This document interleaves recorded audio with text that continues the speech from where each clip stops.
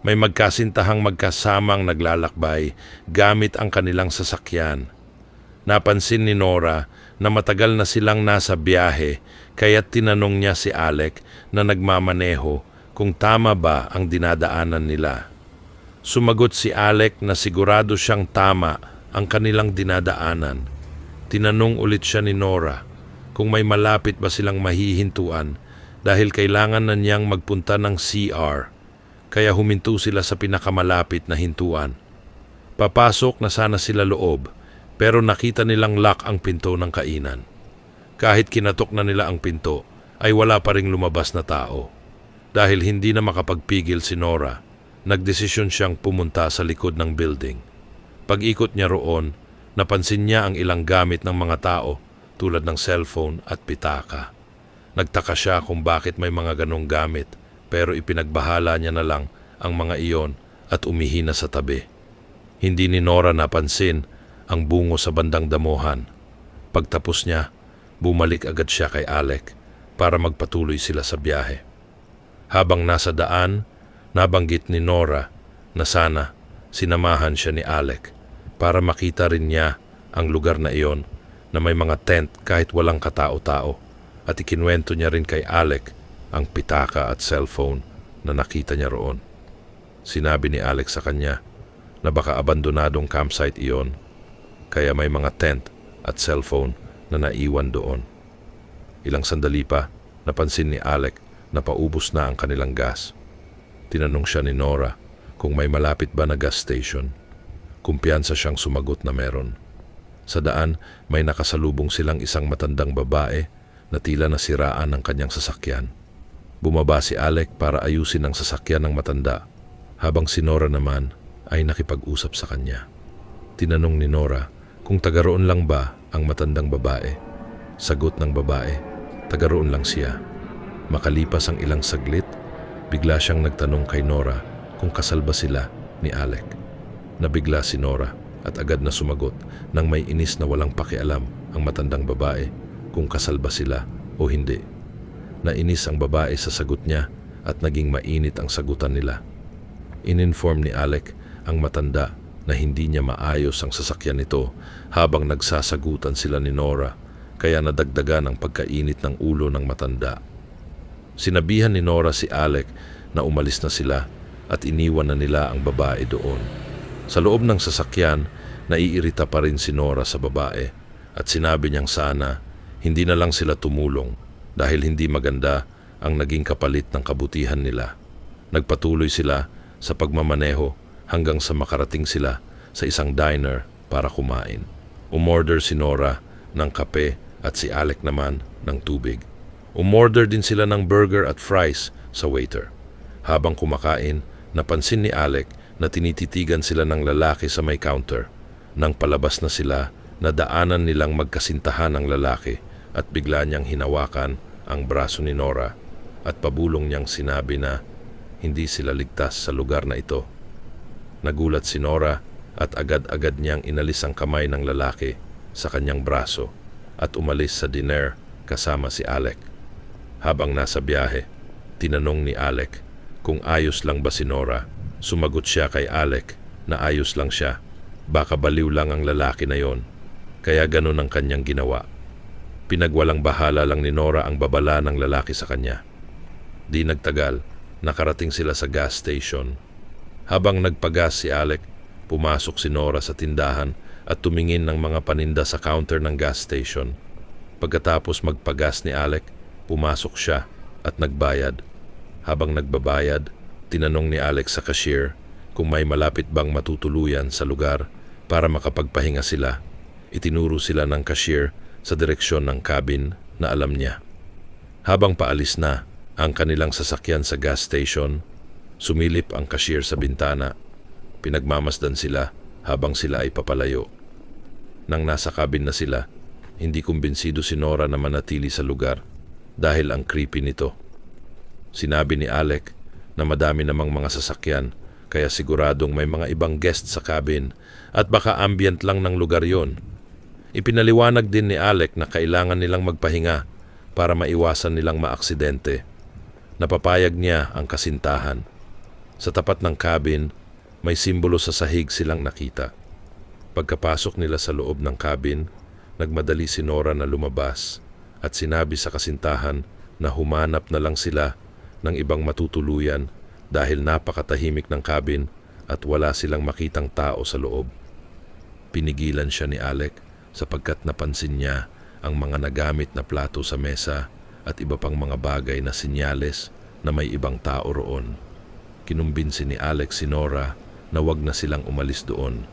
Tumawag sila kung may tao ba sa kabin. Nang walang sumagot, umakyat sila sa hagdan upang maghanap ng tao sa kabin. Pagpunta nila sa pangalawang palapag, tumawag ulit sila. Sa silid sa likod nila, nililinis ng may-ari ang sahig ng silid. Nang makita sila ng may-ari, lumabas siya para harapin ang magkasintahan. Humingi ito ng paumanhin dahil hindi raw niya narinig ang kanilang pagdating. Nagpasya si Alec na mag-check-in at sinamahan sila ng may-ari papunta sa kanilang kwarto. Nang nasa kwarto na sila, nag-usap sina Alec at ang may-ari ng cabin habang nagkukwento ang may-ari tungkol sa buhay niya. Pinutol ito ni Nora at sinabing gusto na nilang magpahinga. Nabastusan ang may-ari sa kanyang ginawa. Nang silang dalawa na lang sa silid, naghanda na sila para matulog. Dahil sa sobrang pagod, mabilis silang nakatulog. Ang hindi nila alam, may taong nagtatago sa ilalim ng kanilang kama. Nagising si Nora na wala na siya sa tabi ni Alec. Sa halip, nasa loob na siya ng isang kulungan. Pilit siyang kumakawala at tinatawag ang kasintahan. May lumapit sa kanyang nakamaskara ng baka at malakas nitong pinalo ang kulungan upang patahimikin siya. Nang pansamantalang umalis ang tao, pinilit ulit ni Nora na makahanap ng paraan. Nakakita siya ng isang bato at sinubukan niyong abutin para masira ang kandado. Nang nakuha niya na ang bato, ginamit niya ito sa kandado ngunit hindi nasira ito. Habang sinusubukan niyang sirain ang kandado, biglang bumalik ang nakamaskara ng may kasama. Sila'y may dalang container. Nang ibuhos nila kay Nora ang laman nito, nawalan ng malay si Nora. Pagmulat niya, nakagapos na siya sa isang kwarto. Ang kanyang mga paa ay nakabitin sa ere. Habang siya'y nangangamba, bumukas ang pinto ng silid at pumasok ang taong nakamaskara ng kuneho. May hawak itong malaking syringe na may laman habang ito'y lumalapit sa kanya. Nang nasa harapan na ni Nora ang taong may hawak ng syringe, ipinasok niya ang syringe sa gitna ng hita ni Nora at inilagay niya lahat ng laman ng syringe sa loob ni Nora. Nagpumiglas si Nora ngunit wala siyang magawa.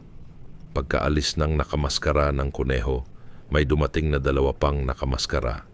Tinanggal nila ang kanyang pagkakagapos at madali siyang binuhat ng dalawang nakamaskara sapagkat napagod siya sa kanyang pagpupumiglas kanina.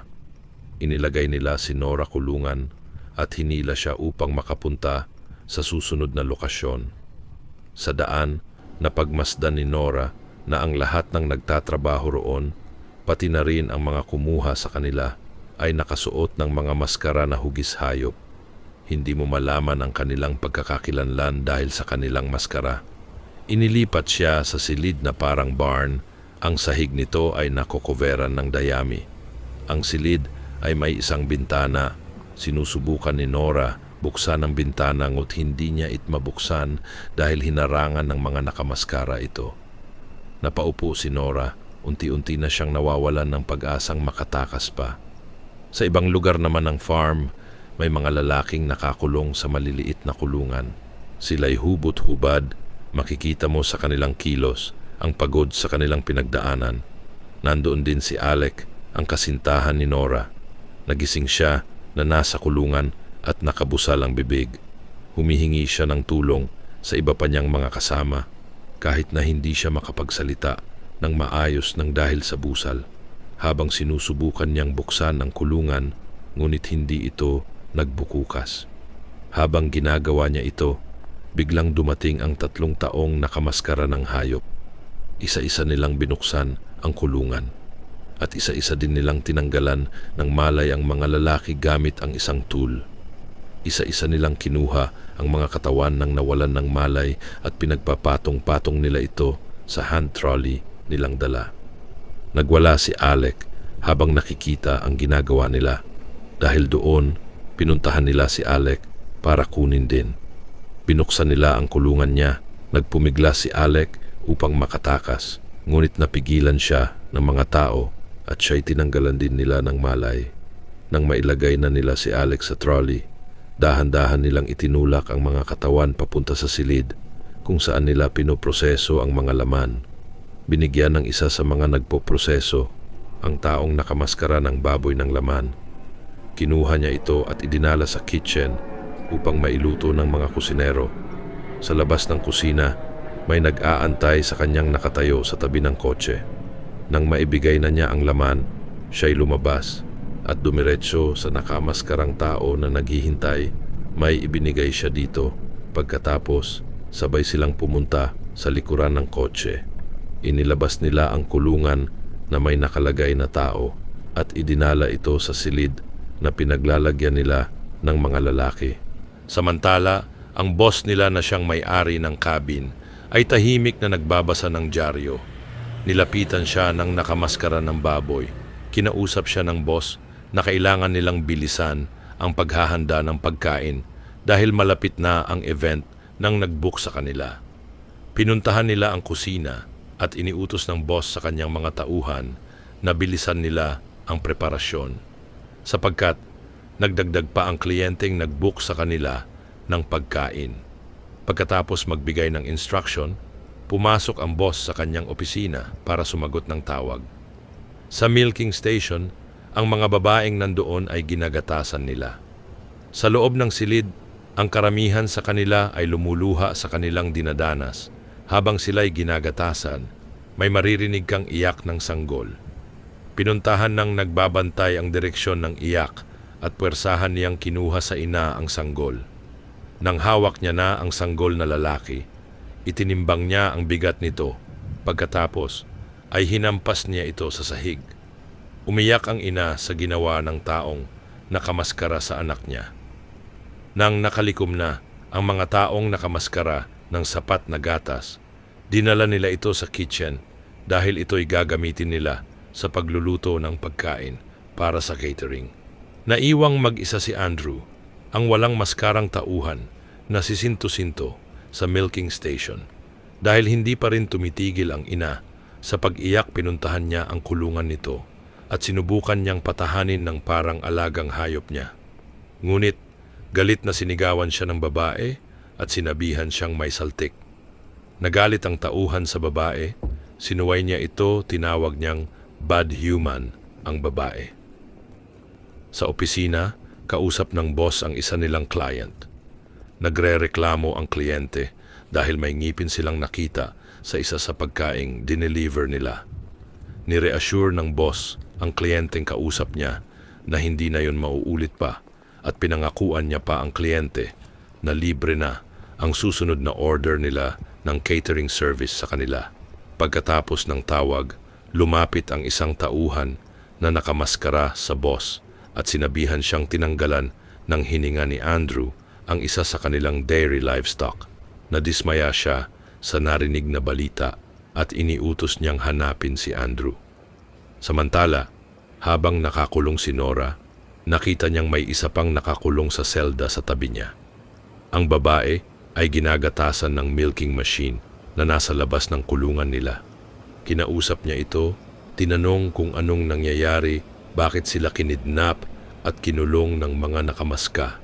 Sinagot siya ng babae na hindi niya magugustuhang malaman sapagkat tinatrato silang dairy livestock ng mga tao sa farm. Pinaliwanag din ng babae na minamanmanan na sila doon pa lang sa diner na pinuntahan nila para kunin. Nalaman din ni Nora na 2 taon nang nasa farm ang babae. Pinaanak siya ng pinaanak na ngayon ay hindi na siya mabubuntis pa na kinagaan ng loob niya sapagkat matatapos na ang kanyang pagdudusa. Habang sila'y nag-uusap, nakarinig si Nora ng hagulgol kaya tinanong niya ang babaeng kausap niya kung sino yung umiiyak. Sinabi ng babae na si Ashley ang umiiyak at 2 linggo na si Ashley nakakulong. Tumayo si Ashley nang tinawag siya. Sinabi ni Nora kanila Ashley na hahanap siya ng paraan para makatakas sila. Sinabi ni Ashley na wala silang takas sapagkat mahahanap sila kahit saan man sila magtago. May hinahanap ang taong nakamaskara. Tiningnan niya ang ilalim ng truck at greenhouse, ngunit wala doon ang hinahanap niya. Tiningnan niya ang storage room. Nakita niyang sira ang lock nito. Kaya pumasok siya sa silid upang tingnan kung nandoon ba ang kanyang hinahanap. Nang nasa loob na siya, narinig niya ang tinig ni Andrew. Natagpuan niya itong nagtatago sa itaas. Nilalaro niya ang ulo ng tao. Nang nakita ni Andrew ang nakamaskara, ipinaliwanag niya dito na ginawa niya lang yun dahil bad yung tao. Hindi siya pinakinggan nito at kinaladkad siya papunta sa boss. Nang nasa harap na si Andrew ng boss, pinagalitan siya nito dahil ang ginawa niya ay nagpawala ng sanang kikitain nila. Para hindi na ulit magawa pa yun ni Andrew, pinasama siya sa isa sa mga nakamaskara para tumulong sa pagpapakain sa mga nakakulong. Si Andrew at ang nakamaskara ng baboy ay bumuhat ng lagayan ng pagkain para sa mga kinuha nilang tao. Isa-isa nilang nilagyan ng pagkain ang mga nasa kulungan. Ngunit natapon ang lahat ng pagkain habang naglalagay sila. Kumaripas ng takbo si Andrew sapagkat siya ang dahilan kung bakit natapon ang mga pagkain. Siya'y nagtago habang hinahabol siya ng kasama niya. Isa sa kanyang pinagtaguan ay ang greenhouse kung nasaan nakatanim ang mga pampalasa. Doon, kumuha siya ng oregano at tumakbo muli papunta sa kitchen kung nasaan ang boss. Binigay niya ang oregano sa boss na nakapag-ani ng papuri galing dito. Kaya sinabihan ng boss ang nakamaskara ng baboy na siya na ang bahalang bantayan si Andrew. Inutusan din ng boss ang nakamaskara ng baboy na magdala ng 2 tauhan para i-harvest ang karne ng dairy livestock na hindi na nakakapag-produce ng gatas. Nagpunta sila sa barn ng mga dairy livestock at hinarvest nila ang babaeng nakausap ni Nora. Nasaksihan ni Nora ang pagha-harvest ng karne ng babae na ginawa ng mga nakamaskara. Natakot siya kaya siya'y pumikit upang pakalmahin ang sarili. Maya-maya pagkaalis ng mga taong nakamaskara sa barn, kumalampag ang pinto ni Nora. Tiningnan niya ito nang may takot. Bumukas ang pintuan. Nang nakita niya na si Alec ang nagbukas, ang kanyang takot ay nawala. Sinubukan nila Alec at Nora tumakas sa farm. Dahan-dahan silang kumilos. Sinusuportahan ni Nora ang sugatang si Alec. Tinitingnan kung may mga taong nakamaskara bago lumakad at nagtatago tuwing may dumarating. Hanggang sa makarating sila sa isang truck. Sinubukan ni Nora itong paandarin, ngunit hindi niya ito mapagana. Nakita niyang may papalapit na nakamaskara habang sinusubukan niyang paandarin ang truck. Kaya, dali-dali siyang pumunta kay Alec para tulungan itong makatayo at magtago. Napansin ng taong nakamaskara na nakabukas ang pintuan ng truck. Kaya tiningnan niya ang paligid kung may nagtatago ba. Nang sisilipin na sana ng nakamaskara ang kanilang pinagtataguan, may tumunog na kampana. Kaumalis ang nakamaskarang tao at hindi sila nakita nito. Nang makaalis na ang tao, tumakbo silang dalawa at nagtago sa nakita nilang kapilya sa farm. Habang nagpapahinga sila sa loob ng kapilya, nakita ni Alec na may papasok na taong nakamaskara. Kaya nagtago sila sa gilid malapit sa pinto. Ang pumasok na nakamaskarang tao ay nagdasal. Sinubukan nilang dahan-dahang lumabas habang ito'y nagdadasal, ngunit hindi sila nagtagumpay. Nakita sila ng tao at pumunta diretso sa kanila. Sila'y lumabas ng kapilya at tumakbo papalayo doon. Ngunit habang sila'y tumatakbo, naipit ang paa ni Alec sa isang trap. Sinusubukan nilang tanggalin ito sa paa ni Alec, ngunit hindi nila magawa. Nang palapit na ang nakamaskara, nagsorry si Nora sa kanyang nobyo at iniwan ito para tumakas. Nakita ni Nora ang paghulog ng malaking bato kay Alec ng taong nakamaskara. Iniwas niya ang kanyang tingin at saka tumakbo. Nakarating siya sa lugar kung saan nakulong si Alec. Siya nagtago roon sapagkat dumating ang boss at si Andrew. Nang nakaalis na sila, lumapit si Nora sa isa sa mga nakakulong doon at nagtanong siya kung paano ba siya makakatakas. Sinabihan siya na may bus ang mga tao doon na pwede ni Nora gamitin. Sinabi din ng nakakulong kung saan makikita ni Nora ang susi ng bus. Nagpasalamat si Nora sa kanya bago umalis para pumunta ng bus.